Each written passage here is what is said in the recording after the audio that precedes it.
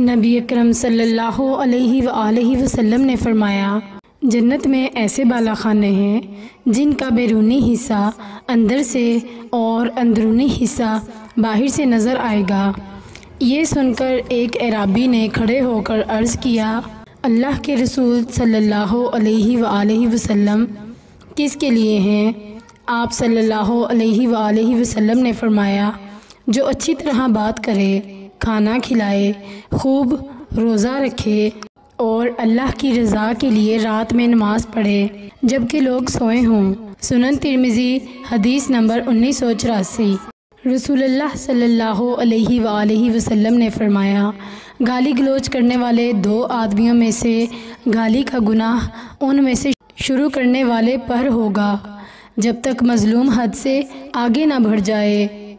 امام ترمذی کہتے ہیں، یہ حدیث حسن صحیح ہے۔ اس باب میں سعد ابن مسعود اور عبداللہ بن مغفل رضی اللہ عنہم سے بھی حدیثیں مروی ہیں۔ سنن ترمذی حدیث نمبر 1981۔ ایک آدمی نے رسول اللہ صلی اللہ علیہ وآلہ وسلم سے سواری کی درخواست کی۔ آپ صلی اللہ علیہ وآلہ وسلم نے فرمایا، میں تمہیں سواری کے لیے اونٹنی کا بچہ دوں گا۔ اس آدمی نے عرض کیا، اللہ کے رسول صلی اللہ علیہ وآلہ وسلم، میں اونٹنی کے بچے کا کیا کروں گا؟ رسول اللہ صلی اللہ علیہ وآلہ وسلم نے فرمایا، بھلا اونٹ کو اونٹنی کے سوا کوئی اور بھی جنتی ہے؟ امام ترمذی کہتے ہیں، یہ حدیث حسن صحیح غریب ہے۔ سنن ترمذی حدیث نمبر 1991۔ نبی اکرم صلی اللہ علیہ وآلہ وسلم نے ان کو مخاطب کرتے ہوئے فرمایا، اے دو کان والے۔ محمود بن غیلان کہتے ہیں، ابو اسامہ نے کہا، یعنی آپ صلی اللہ علیہ وآلہ وسلم نے اس سے مزاح کیا۔ امام ترمذی کہتے ہیں، یہ حدیث صحیح غریب ہے۔ سنن ترمذی حدیث نمبر 1992۔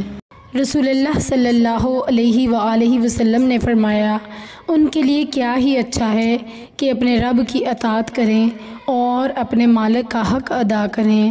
آپ صلی اللہ علیہ وآلہ وسلم کے اس فرمان کا مطلب لونڈی اور غلام سے تھا۔ کعب رضی اللہ عنہ کہتے ہیں، اللہ اور اس کے رسول صلی اللہ علیہ وآلہ وسلم نے سچ فرمایا۔